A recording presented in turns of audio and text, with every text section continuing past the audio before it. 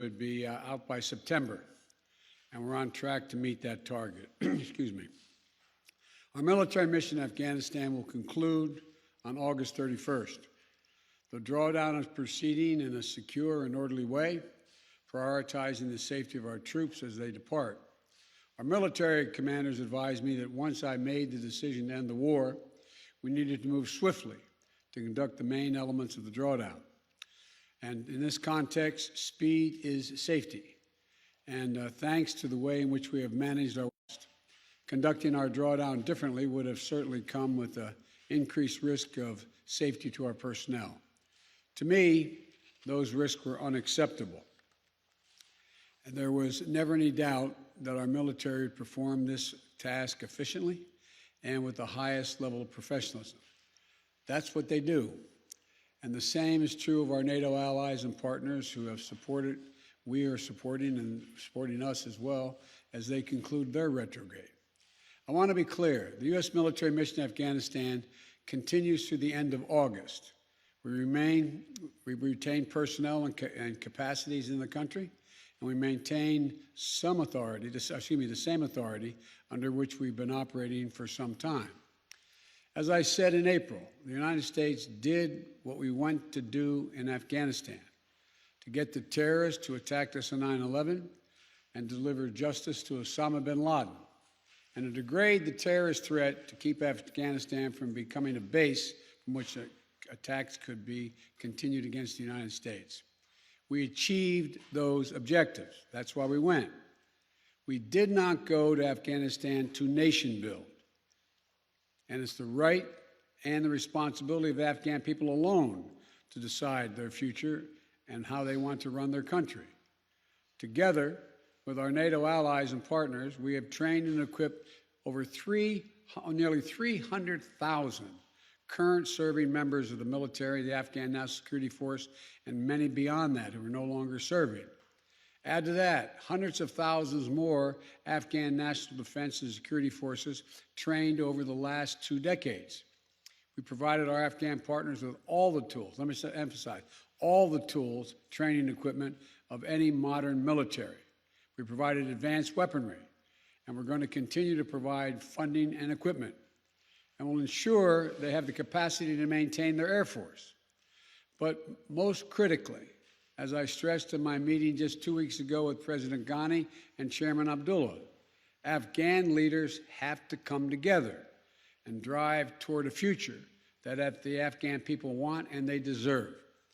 In our meeting, I also assured Ghani that U.S. support for the people of Afghanistan will endure. We will continue to provide civilian and humanitarian assistance, including speaking out for the rights of women and girls.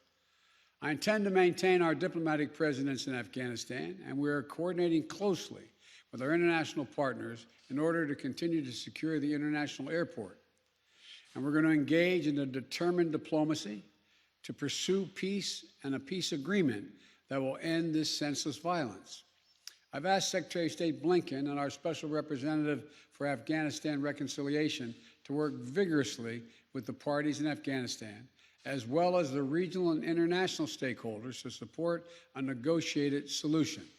To be clear, countries in the region have an essential role to play in supporting a peaceful settlement. We'll work with them, and they should help step up their efforts as well. We're going to continue to work for the release of detained Americans, including Ferrix. I want to pronounce the name correctly. I misspoke, so that he can return to his family safely. We're also going to continue to make sure that we take on the Afghan nationals who work side by side with U.S. forces, including interpreters and translators, since we're no longer going to have military there after this. We're not going to need them, and they have no jobs. We're also going to be vital to our efforts, and they've been very vital, and so their families are not exposed to danger as well. We've already dramatically accelerated the procedure time for special immigrant visas to bring them to the United States. Since I was inaugurated on January 20th, we've already approved 2,500 special immigrant visas to come to the United States. Up to now, fewer than half have exercised their right to do that. Half have gotten on aircraft and commercial flights and come. Another half believe they want to stay, at least thus far. We're working closely with Congress to change the authorization legislation so that we can streamline the process of approving those visas. And those who have stood up for the operation to physically relocate thousands of Afghans and their families before the U.S. military mission concludes, so that if they choose, they can wait safely outside of Afghanistan while their U.S. visas are being processed. The operation has identified U.S. facilities outside of the continental United States, as well as in third countries, to host our Afghan allies if they so choose.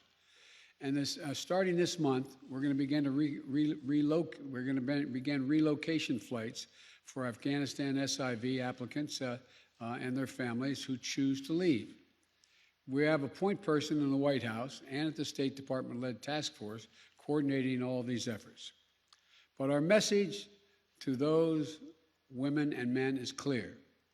There is a home for you in the United States if you so choose, and we will stand with you just as you stood with us. When I made the decision to end the U.S. military involvement in Afghanistan, I judged that it was not in the national interest of the United States of America to continue fighting this war indefinitely. I made the decision with clear eyes, and I'm briefed daily on the battlefield updates. But for those who have argued that we should stay just 6 more months or just 1 more year, I asked them to consider the lessons of recent history. In 2011, the NATO allies and partners agreed that we would end our combat mission in 2014. In 2014, some argued 1 more year. So we kept fighting. We kept taking casualties. In 2015, the same, and on and on. Nearly 20 years of experience has shown us that the current security situation only confirms that just 1 more year of fighting Afghanistan is not a solution, but a recipe for being there indefinitely. It's up to the Afghans to make the decision about the future of their country. Others are more direct. Their argument is that we should stay with the Afghanistan indefinitely. In doing so, they point to the fact that we have not taken losses in this last year. So they claim that the cost of just maintaining the status quo is minimal. But that ignores the reality and the facts that already presented on the ground in Afghanistan when I took office. The Taliban is at its strongest militarily since 2001. The number of U.S. forces in Afghanistan had been reduced to a bare minimum. And the United States and the last administration made an agreement with the Taliban to remove all our forces by May 1 of this year. That's what I inherited. That agreement was the reason the Taliban had ceased major attacks against U.S. forces. If in April, I had instead announced that the United States was going back on that agreement made by the last administration, the United States and allied forces would remain in Afghanistan for the foreseeable future, the Taliban would have again begun to target our forces. The status quo was not an option.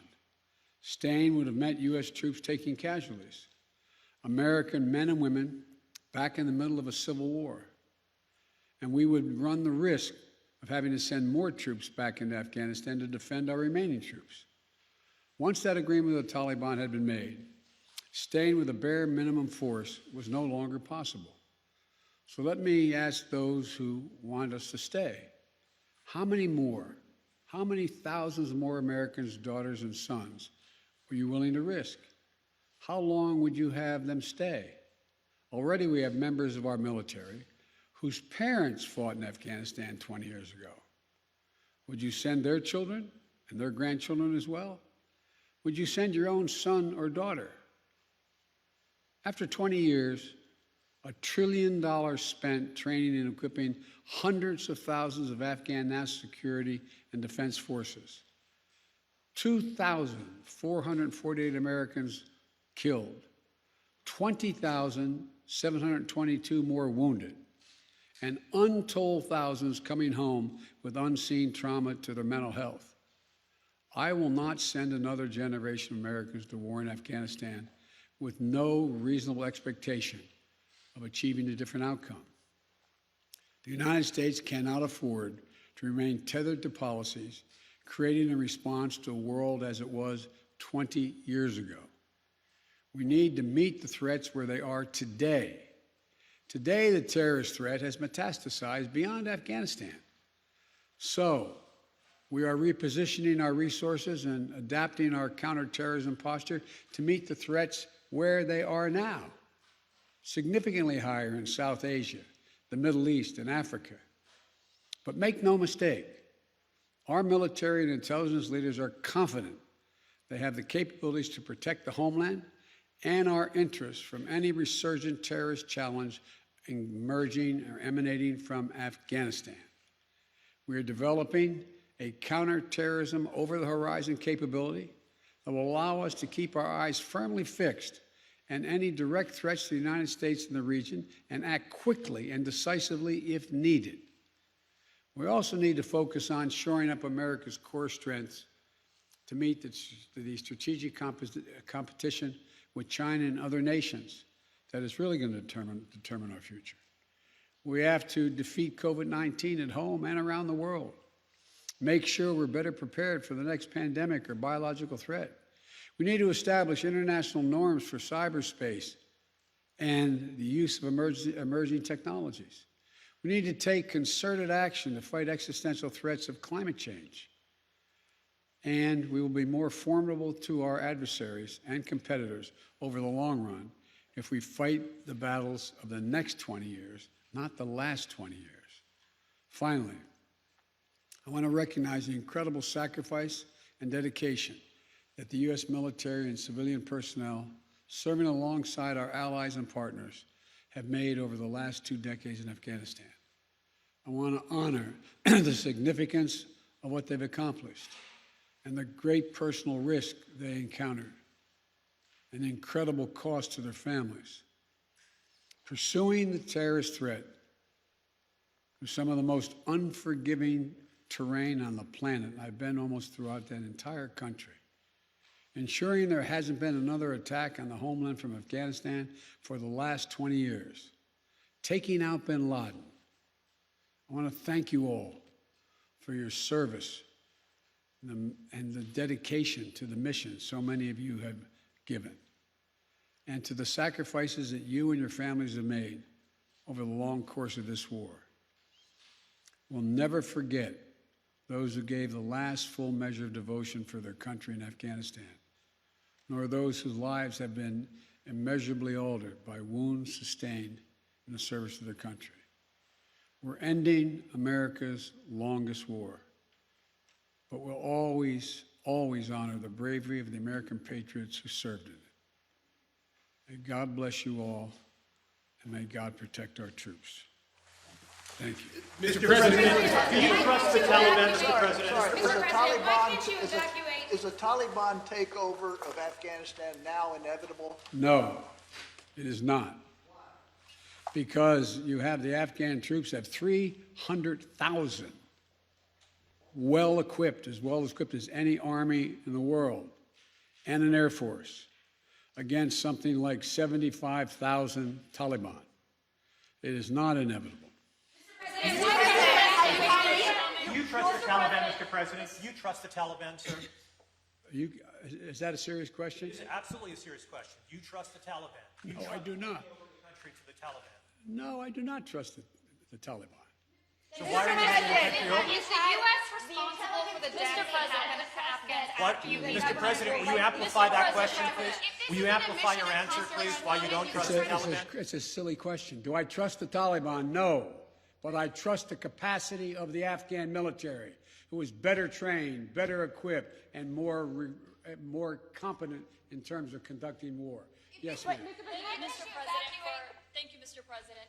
Given the amount of money that has been spent and the number of lives that have been lost, in your view, with making this decision, were the last 20 years worth it?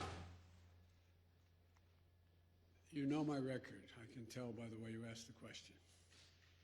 I opposed permanently having American forces in Afghanistan. I argued from the beginning, as you may recall. It came to light after the administration was over, lasted our administration. No nation has ever unified Afghanistan. No nation. Empires have gone there and not done it. The focus we had, and I strongly supported, and you may remember I physically went to Afghanistan. I was up in that pass where Osama bin Laden was allegedly escaped or out of harm's way. We went for two reasons. One, to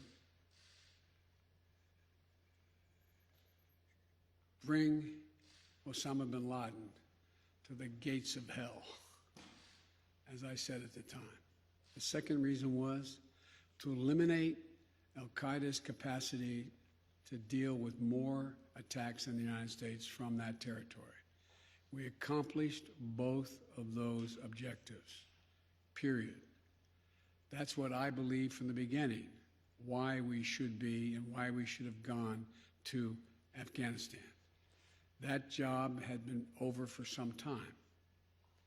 And that's why I believe that this is the right decision and, quite frankly, overdue.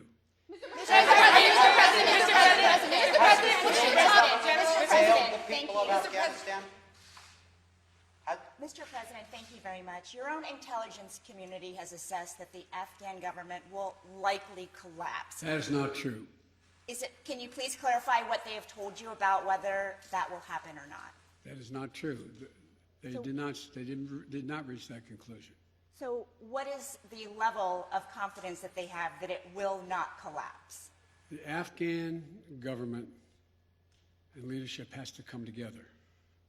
They clearly have the capacity to sustain the government in place. The question is, will they generate the kind of cohesion to do it? It's not a question of whether they have the capacity. They have the capacity. They have the forces. They have the equipment. The question is, will they do it? And I want to make clear what I made clear to Ghani, that we are not going to walk away and not sustain their ability to maintain that force. We are.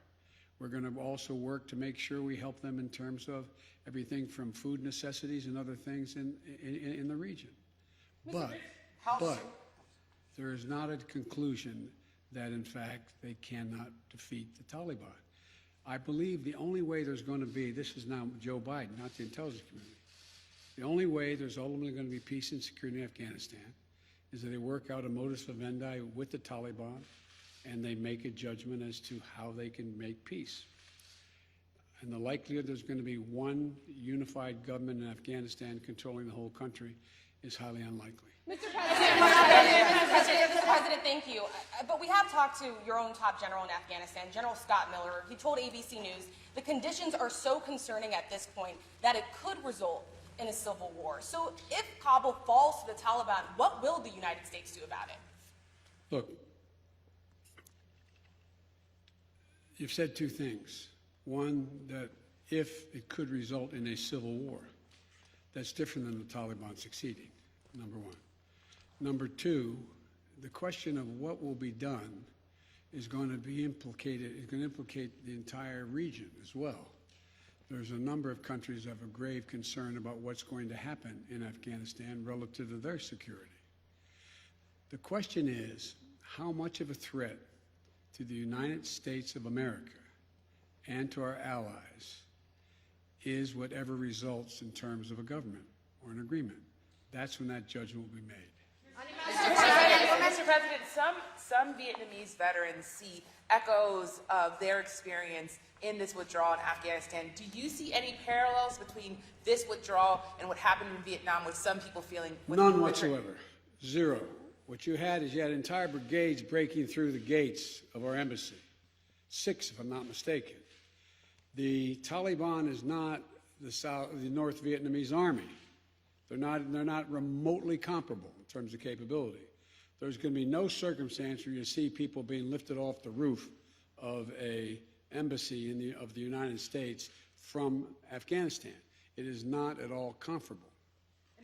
Don't go the other side. Hang on a second. Mr. President, how serious was the corruption among the Afghanistan government to this mission failing there?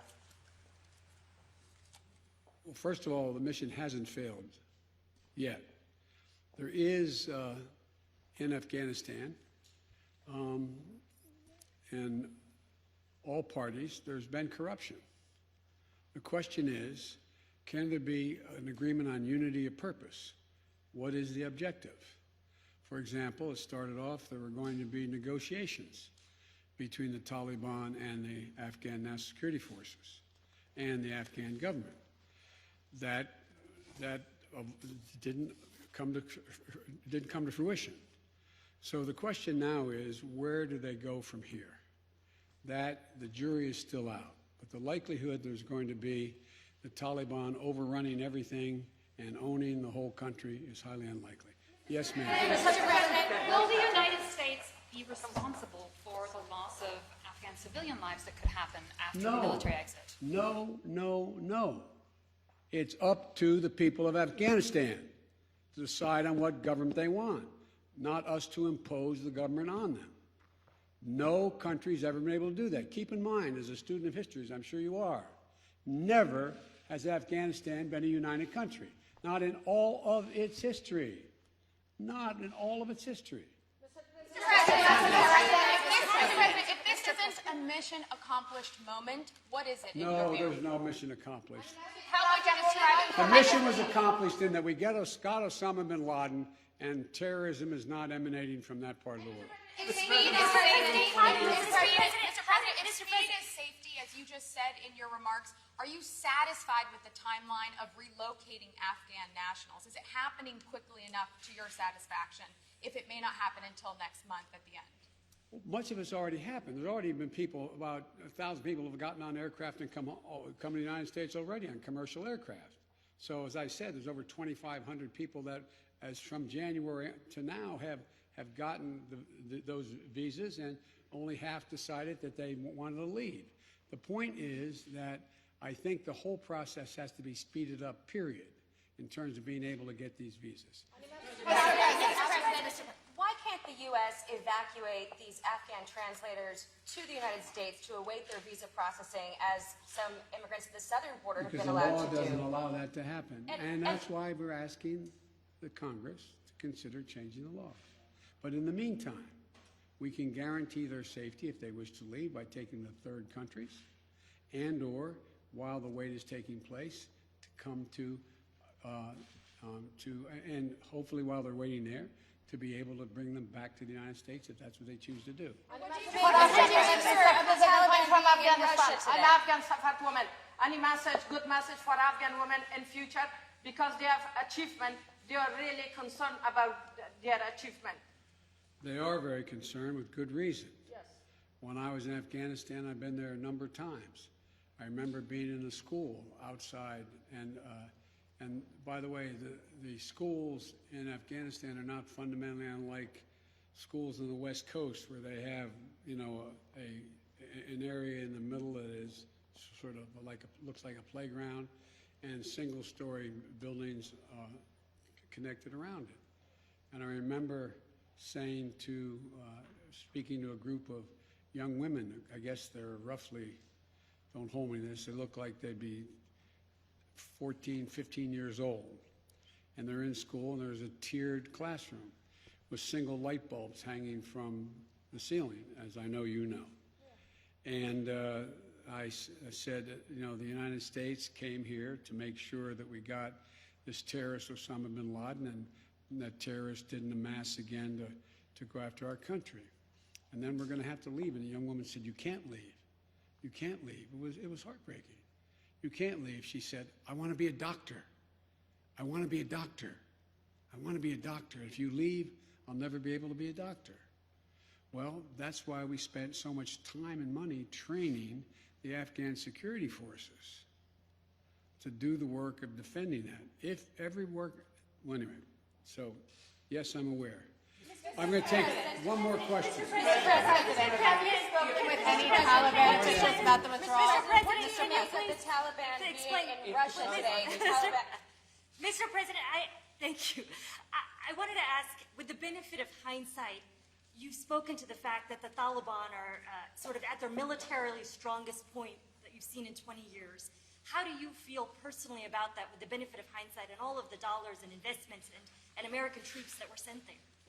Relative to the training and capacity of the ANSF and the federal police, they're not even close in terms of their capacity. I was making the point. The point was that here we were. The argument is, well, we could stay because no one was dying. No Americans are being shot, so why leave? Once the agreement was made by the last administration, we were going to leave by May 1st.